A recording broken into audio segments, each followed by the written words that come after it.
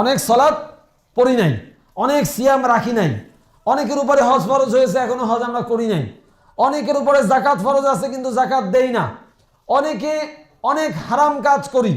আল্লাহ সুবহানাহু ওয়া তাআলার আদেশ প্রতিদিন দুই একটা করে রুটিন করে আমরা অমান্য করি, আসি না? আমি সহ বলতেছি, শুধু আপনাদের দোষ দিচ্ছি না যে আমি এখানে দাঁড়াইছি বিদায় আমি একেবারে পাক সাফ সুফি সাপ, ব্যাপারটা তা না, ঠিক আছে? আমি আমাকে সহ বলতেছি, আমরা যারাই আল্লাহ সুবহানাহু ওয়া তাআলার অবাধ্য হই, আল্লাহর আদেশকে মানি না মানি, অথবা আল্লাহর নিষেধকে অমান্য করি, নিষেধ করে ফেলি, হ্যাঁ, তারপরেও আল্লাহ সুবহানাহু ওয়া তাআলা আমাদেরকে শাস্তি দিচ্ছেন না কেন? তাই না? মনে হয় অনেকের কাছে যে না, আল্লাহ তো শাস্তি দিচ্ছেন না, ভালোই তো আছি। ওই ছাত্র যখন শেখরে জিজ্ঞেস করেছে, উত্তর মানে ওস্তাদকে জিজ্ঞাসা করেছে যে আমরা এত অন্যায় করি, আল্লাহ তো আমাদের শাস্তি দেন না, তখন ওস্তাদ বলেছেন তুমি মনে করছো শাস্তি দেন না, এমনও তো হতে পারে যে আল্লাহ সুবহানাহু ওয়া তাআলা শাস্তি দিচ্ছেন কিন্তু তুমি বুঝতেই পারছো না। হতে পারে কিনা? হতে পারে আল্লাহ সুবহানাহু ওয়া তাআলা শাস্তি দিচ্ছেন কিন্তু আপনি আমি টেরই পাচ্ছি না, মনে করতেছি ওটা শাস্তি না, ওটা অন্য কিছু। আমাদের সবার মাঝে ইল্লা মাশা আল্লাহ অনেকের মাঝে এই ধারণাটা আছে আমরা অন্যায় করে যাচ্ছি কিন্তু আল্লাহ আমাদের শাস্তি দিচ্ছেন না, মানে হচ্ছে মনে ঠিক আছে, ঠিক আছে, না ঠিক নাই, আল্লাহ শাস্তি দিচ্ছেন কিন্তু আপনি আমি টের পাচ্ছি না। আমি কয়েকটা উদাহরণ দেই। আমি বলেছিলাম শাস্তি দুই ধরনের হয়, একটা হচ্ছে ওই যে শারীরিকভাবে শাস্তি দেওয়া, হাত ভেঙে গেল, পা ভেঙে গেল, সন্তান মারা গেল, ব্যবসায় লস হলো, হ্যাঁ, এই ধরনের শাস্তি, এটা হচ্ছে দৃশ্যমান, স্পর্শ করা যায়, দেখা যায় এমন শাস্তি। আবার কিছু শাস্তি আছে যে শাস্তিগুলো দেখা যায় না কিন্তু চিন্তাশীল মানুষেরা চিন্তা করলে সেটা অনুভব করতে পারে। এই জন্যই আপনাদেরকে একটু চিন্তার জন্য বলছি। আপনাদের কাছে যদি মনে হয় যে এগুলো শাস্তি, তাহলে পরে আজকের পর থেকে আশা করি নিজেদের গুনার উপরে এত সন্তুষ্ট হওয়ার দরকার নেই। মনে করবেন যে আপনি আমিও শাস্তির মধ্যেই আছি কিন্তু টের পাচ্ছি না, টের পাওয়ার মতো মন মানসিকতা অনুভব এই শক্তি আমার মধ্যে নাই। যেমন কয়েকটা উদাহরণ দেই। আপনি তো ছোটবেলার থেকে হিস্ট্রি মনে করতে পারেন, আপনার নিজের লাইফস্টাইল, ছোটবেলার থেকে কিভাবে বড় হয়েছেন। স্বাভাবিকভাবে যারা বড় হয়েছেন, ইসলামিক পরিবারে বড় হয়েছেন, তারা ছোটবেলার থেকেই বাবার কাছ থেকে, মায়ের কাছ থেকে নামাজ, রোজা, কোরআন তেলাওয়াত এগুলো শিখেছেন। এটা আমাদের ইসলামিক পরিবারগুলোর একটা ঐতিহ্য। কিন্তু এখন সেটা নাই, এখন অন্যভাবে বড় হচ্ছে। আমি সেদিকে বলছি না, আমরা যেভাবে বড় হয়েছি আমরা ধরেই নিচ্ছি যে এভাবে যারা বড় হয়েছেন তারা এই সালাত, কোরআন তেলাওয়াত এগুলো শিখেই বড় হয়েছে। আপনি আগে আল্লাহ সুবহানাহু ওয়া তাআলাকে ডাকতেন, দোয়া করতেন, আল্লাহ সুবহানাহু ওয়া তাআলার কাছে অনেক কিছু চাইতেন, কোনো কিছু দরকার হলেই আল্লাহর কাছে কান্নাকাটি করতেন। আগের মতো কি এখনো দোয়া করেন? আগের মতো কি এখনো আল্লাহর কাছে দোয়া করলে আপনার চোখ দিয়ে পানি বের হয়? আগের মতো কি এখনো আল্লাহ সুবহানাহু ওয়া তাআলার কাছে দোয়া করলে আপনার মনটা গলে? যদি মনে করেন যে হ্যাঁ, আগে যেভাবে দোয়া করতাম, গুনাহ করার আগে, পাপ করার আগে যেভাবে দোয়া করলে আমার অন্তর গলতো, আমার অন্তরে মজা পেতাম, মনে হতো যে আমি আমার প্রিয়জনের কাছে বলছি, সেভাবে যদি আপনার আজকেও মনে হয় তাহলে ধরে নিতে পারেন আপনি সঠিক রাস্তায় আছেন, আপনাকে আল্লাহ সুবহানাহু ওয়া তাআলা শাস্তি দিচ্ছেন না। আর যদি মনে করেন যে না, আগে দোয়া করে যেভাবে স্বাদ পেতাম, যেভাবে আল্লাহকে ডাকতে পারতাম, আল্লাহর কাছে ক্ষমা চাইতে গেলে নিজের চোখ ভিজে আসতো, কিন্তু আজকে সেরকম হয় না, তাহলে মনে করতে পারেন আল্লাহ সুবহানাহু ওয়া তাআলা আপনার দোয়া থেকে আল্লাহ সুবহানাহু ওয়া তাআলা যে মজা দিয়েছিলেন সেই মজাকে তুলে নিয়েছেন, সেই স্বাদকে তুলে নিয়েছেন। এই জন্য আপনি আর মজা এখন আর পান না। আগে হয়তো সালাত আদায়ের জন্য যখন দাঁড়াতেন তখন সালাতে আপনার মন বেশি এদিক ওদিক যেত না, যেত অল্প, এদিক ওদিক বেশি যেত না, অল্প যেত। এখন আপনি যখন সালাতে দাঁড়ান তখন মনোযোগী দিতে পারেন না। হ্যাঁ, কত চিন্তা আপনার নির্বাচন নিয়ে চিন্তা, আপনার ব্যবসা নিয়ে চিন্তা, আপনার বউ নিয়ে চিন্তা, আপনার সন্তান নিয়ে চিন্তা, আপনার রাষ্ট্র, আন্তর্জাতিক এমন কোনো জিনিস নেই যেটা নিয়ে আপনি চিন্তিত নন। কথা বুঝতে পেরেছেন? এই দেশের মানুষ আর কিছু পারুক আর না পারুক, প্রধানমন্ত্রী কিভাবে দেশ চালাবে এটা চায়ের স্টলে নির্ধারণ হয়, জানেন তো? চায়ের স্টলে আমরা নির্ধারণ করে দেই প্রধানমন্ত্রী কিভাবে দেশ চালাবে, ঠিক আছে? এগুলো সব আমাদের চিন্তা আছে। ওই চায়ের স্টল থেকে যখন মসজিদে চলে আসেন, তখন ওই চিন্তাগুলো মাথায় ঘুরপাক খায়। খুব স্বাভাবিকভাবেই আপনি যখন সালাতে এসে দাঁড়াচ্ছেন তখন আপনার সালাতে মনোযোগ আসে না। আগের মতো যদি আপনার সালাতে মনোযোগ না আসে, সালাতে যদি আল্লাহ সুবহানাহু ওয়া তাআলার প্রতি বিনয়ী ভাব আগের মতো প্রকাশ না হয়, এই যে আল্লাহ সুবহানাহু ওয়া তাআলার সামনে আপনি দাঁড়ালেন সালাতে তো আল্লাহ সুবহানাহু ওয়া তাআলার সামনে শুধু দাঁড়ানোই না, আল্লাহর সাথে আপনি কি করছেন? কনভারসেশন করছেন, কথা বলছেন। সূরা ফাতিহা যখন পড়েন তখন আল্লাহ উত্তর দেন না? কথোপকথন হচ্ছে আল্লাহর সাথে, আপনি একটা কথা বলছেন, আল্লাহ জবাব দিচ্ছেন। এই আল্লাহর সাথে যখন আপনি কথা বলছেন তখন আপনার মন নাই, আপনার মন সেখানে নাই। আপনি মুখস্থ করে নিয়েছেন আলহামদুলিল্লাহ রাব্বিল আলামিন আর রহমানির রহিম মালিক ইয়াউমিদ্দিন, পড়ে যাচ্ছেন তো পড়ে যাচ্ছেনই, কে আপনাকে ধরে?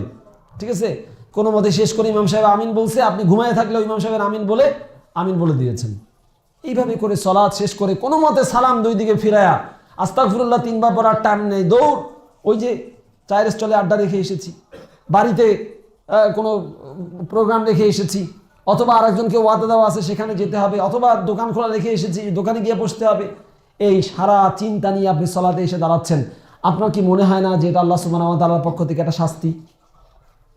এটা কি মনে হয় না যে আল্লাহ সুবহানাহু ওয়া তাআলা আপনাকে আগে যেভাবে সালাতের মধ্যে সাথ দিয়েছিলেন, সালাতের ভিতরে মনোযোগ দিয়েছিলেন, সেই মনোযোগটা আল্লাহ সুবহানাহু ওয়া তাআলা আপনার কাছ থেকে তুলে নিয়েছেন?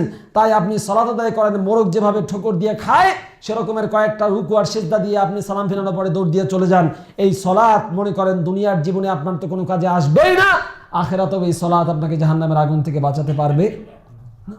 খুব সহজ হিসাব, খুব সহজ হিসাব।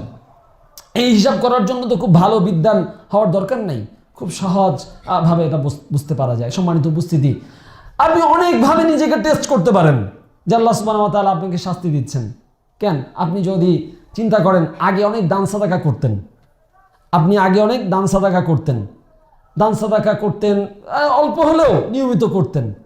যদি মনে হয় এখন যে আপনি আগের মতো এখন আর দান সাদাকা করেন না, হয়তো টাকা পয়সা আপনার বেড়েছে আরো, অথবা আগের মতোই আছে, কিন্তু আগের মতো দান সাদাকা আর আপনার হাত থেকে যায় না। ফকির আগে আপনার কাছে আল্লাহর রাস্তায় কিছু ভিক্ষা চাইলে আপনার মনটা কেঁদে উঠতো, ইস না 2 টাকা হলেও দেই। কিন্তু এখন ফকির তো দূরের কথা, 2 হাত 2 পা কিছুই নাই, উল্টা হয়ে মানুষটা রাস্তার মধ্যে পড়ে আছে, আপনি পাশ দিয়ে হেঁটে যাচ্ছেন, তারপরে আপনি পকেটে হাত দিয়ে 5টা টাকা সেখানে দিতে মনে চাচ্ছে না। আপনি কি মনে করেন যে এটা আল্লাহ সুবহানাহু ওয়া তাআলার ভালোবাসা? না, এটা আল্লাহ সুবহানাহু ওয়া তাআলার পক্ষ থেকে শাস্তি। কারণ আপনি আগে 2 টাকা দিতেন, এখন দিচ্ছেন না। এর মানে এই না যে আপনার টাকা কমে গেছে সেই জন্য আপনি দিতে পারছেন না। এর মানে এই যে এই টাকার প্রতি আপনার মহব্বত বেড়েছে, ওই গরিবকে সাহায্য করা যে আপনার দায়িত্ব, এই দায়িত্বের অনুভূতি আপনি ভুলে গেছেন।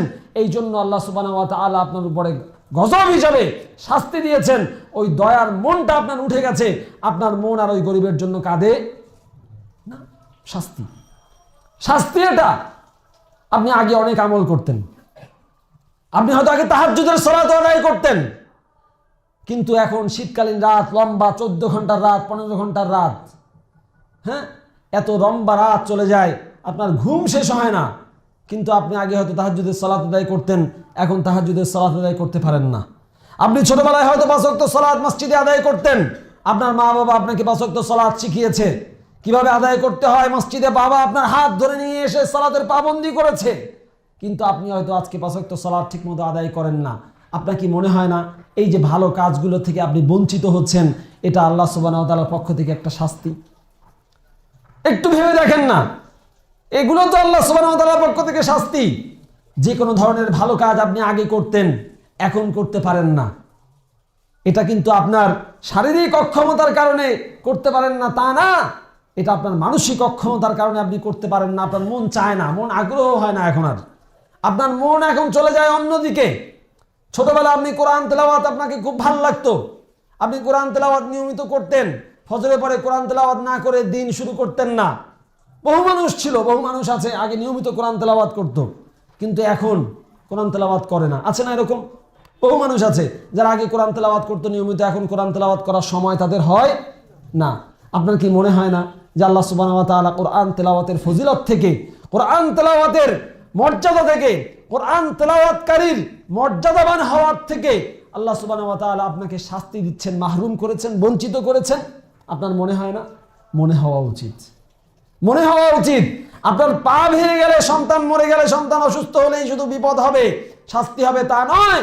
যে কোনো ভালো কাজ করার তৌফিক আল্লাহ সুবহানাহু ওয়া তাআলা যদি আপনাকে আগে দিয়েছেন, কিন্তু এখন যদি না দেন তাহলে মনে করতে হবে আপনার পাপের কারণে, আপনার গুনার কারণে আল্লাহ সুবহানাহু ওয়া তাআলা আপনাকে এই তার রহমত এবং বরকত থেকে, ভালো কাজ করার তৌফিক থেকে আপনাকে বঞ্চিত করেছেন। ঠিক একইভাবে উল্টান দেখবেন আমাদের সমাজে অনেক সময় চলে গেছে, ইবাদতের অনেক মৌসুম আছে। রমজান মাস, জিলহজ মাসের প্রথম 10 দিন বিভিন্ন এভাবে করে ইবাদতের মৌসুম চলে যাচ্ছে, কারো কোনো কেয়ার নাই। শুধু কি তাই, ইবাদত বাদ দিলাম, ইবাদত মানে বললাম তো ইবাদত নিয়ে অনেক কিছু। এবার দেখেন একটু হারামের দিকে যাই। আগে আপনি এত মিথ্যা কথা বলতেন না, আপনি বলতেছি মানে আপনাকে বলতেছি না, আমাকে সহই বলতেছি।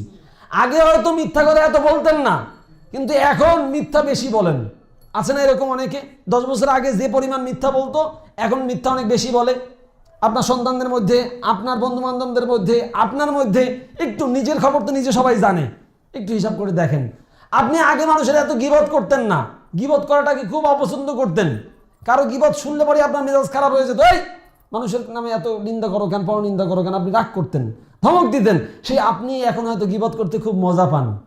আপনি আগে আরেকজনের কথা আরেকজনকে লাগালে পরে তাকে গালিগালাজ করতেন, ধমক দিতেন, হ্যাঁ তুমি চগলখুরি করতেছো, এই করতেছো, সেই করতেছো। আপনি হয়তো আজকে গোয়েন্দাগিরি করছেন। অন্যকে একজন মারলে পরে, একজন একটা থাপ্পড় দিলে পরে আপনার অন্তর কেঁদে উঠতো, কিন্তু আপনি নিজেই হয়তো একজনকে থাপ্পড় দিচ্ছেন। কেউ যদি নিরীহভাবে কাউকে মেরে ফেলতো অন্যায়ভাবে, তাহলে পরে আপনার অন্তর কেঁদে উঠতো, তার জন্য আপনি লানত পর্যন্ত করতেন হয়তো। কিন্তু আপনি এখন কাউকে মারা গেলে, কেউ অন্যায়ভাবে মরে গেলেও আপনার অন্তর একটু খাটে না। আপনার মনে হয় কি এগুলো স্বাভাবিক হয়ে গেছে, এগুলো স্বাভাবিক হয়ে গেছে।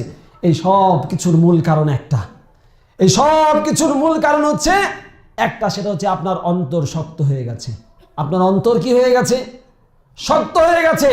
আর কোনো মানুষের অন্তর যখন শক্ত হয়ে যায়, তখন সেখানে আল্লাহর মহব্বত অবস্থান করতে পারে না। অন্তর শক্ত হয়ে গেলে সেখানে আল্লাহর ইবাদতের মজা থাকে না। সেখানে সালাত আদায় করবেন, সালাতে রুকু এবং সিজদা থাকবে, কিন্তু সালাতে রূহ থাকবে না। সেখানে দান করবেন, দান মানুষকে দেখানোর জন্য হবে, দানবীর হওয়ার জন্য, সমাজ সেবক হওয়ার জন্য হবে, কিন্তু এই দান 7 আসমানের উপর পর্যন্ত পৌঁছবে না। আপনি মানুষের উপকার করবেন, আপনি জনসেবক হওয়ার জন্য, নাম কামাবার জন্য এটা হবেন।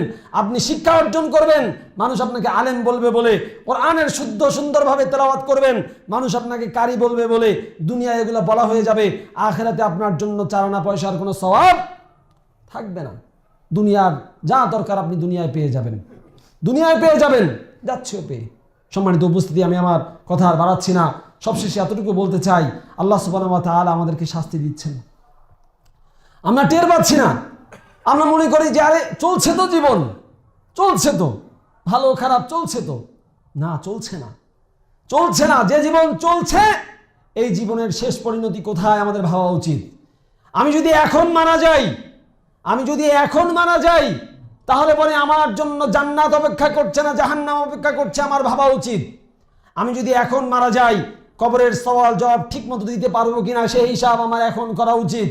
কারণ চোখটা বন্ধ হয়ে গেলে, দুনিয়ার শ্বাস বন্ধ হয়ে গেলে আমার আর কিছুই করার থাকবে না। আপনার সন্তান 2 দিন কাঁদবে, 3 দিন কান্না করবে, তারপরে কবরস্থানে গিয়েও একটা বারের জন্য সালাম দিতেও যাবে না।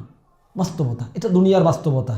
দুনিয়ার মানুষ ব্যস্ত হয়ে পড়ে, এই বাস্তবতাকে আপনি অস্বীকার করতে পারবেন না। তাই প্রিয় ভাইয়েরা আমার, উসি বিনাফসি ওয়া ইয়াকুম, আমি আমাকে সহ আপনাদেরকে নসিহা করছি, আসুন দুনিয়াদারিকে একটু একটু সাইডে রাখেন, আখিরাতমুখী হই, আল্লাহর দিকে একটু ফিরে চলি। এর আগেও আমি এক খুতবায় বলেছি, চলেন আল্লাহর দিকে ফিরে চলি। এই দুনিয়া নিয়ে মারামারি কাটাকাটি করে কত কিছু করতেছি আমরা। আল্লাহর ওয়াস্তে বলতেছি, আল্লাহকে ভয় করুন। আল্লাহর ওয়াস্তে বলতেছি, আল্লাহকে ভয় করুন। মুখটাকে হেফাজত করুন, হাতটাকে পকেটে ঢুকিয়ে রাখুন। যেভাবেই হোক নিজেকে জান্নাতমুখী করুন। আপনার দ্বারা কোনো মানুষ যেন ক্ষতিগ্রস্ত না হয়, আপনার কোনো কথা দ্বারা, কোনো কাজ দ্বারা, কোনো আক্রমণ দ্বারা, কোনো কিছু দ্বারা যেন ক্ষতিগ্রস্ত না হয়। আপনি নিজেই শাস্তির মধ্যে আছেন, আমি নিজেই শাস্তির মধ্যে আছি। প্রতি মুহূর্তে আমাকে শাস্তির ভিতর দিয়ে যেতে হচ্ছে। আমি কিসের জন্য নিশ্চিন্তে আছি?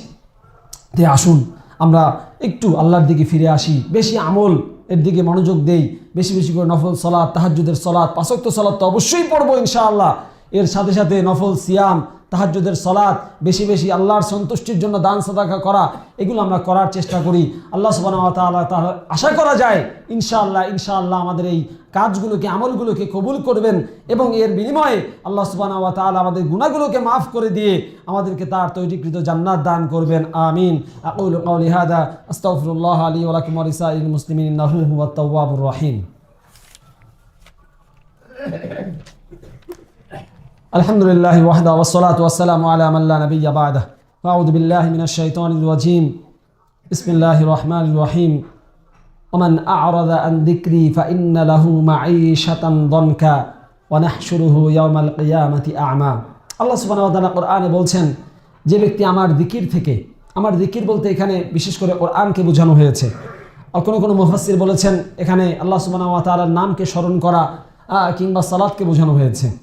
যেটাই বোঝানো হোক, মৌলিকভাবে কোরআন, আল্লাহর নাম, সালাত এগুলো একটার সাথে একটা কানেক্টেড। হ্যাঁ, আল্লাহ সুবহানাহু ওয়া তাআলা যাকে কোরআন থেকে, যে ব্যক্তি কোরআন থেকে নিজেকে মুখ ফিরিয়ে নিয়েছে, তার এই দুনিয়ার জীবন কষ্টে ভরে যাবে। আল্লাহ সুবহানাহু ওয়া তাআলা বলেছেন, আল্লাহর আয়াত কখনো মিথ্যা হতে পারে না। যে কোরআন থেকে মুখ ফিরিয়ে নেবে তার এই দুনিয়ার জীবন কষ্টে ভরে যাবে। দুনিয়ার জীবন কষ্টে ভরে যাবে। আপনার মনে হতে পারে যে আপনার ব্যবসায় লাভ হয়েছে, না, ওই লাভ আপনার সাংসারিক জীবনে কষ্ট নিয়ে আসবে। আপনার গুনাহ মনে হতে পারে, আপনি আপনার সন্তানকে বড় বড় স্কুল কলেজে পড়াচ্ছেন, ইউনিভার্সিটিতে পড়াচ্ছেন, না, ওই সন্তান আপনার পরকালে কোনো উপকারে আসবে না।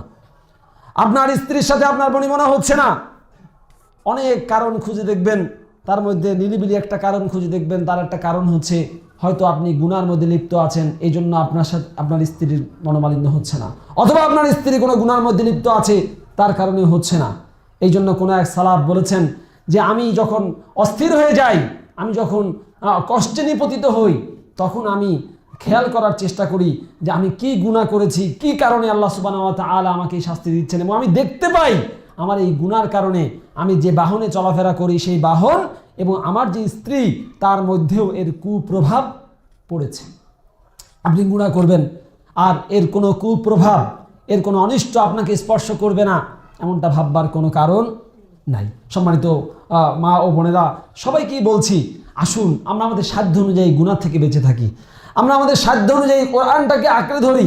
প্রতিদিন 10 মিনিট হলেও, আধা ঘন্টা হলেও কোরআন তেলাওয়াত করি। এই যে আজকে জুমার দিন সূরা কাহাফ তেলাওয়াত করা সুন্নাহ, আমরা অনেকেই করেছি, যারা করি নাই জুমার পরে করে নেব।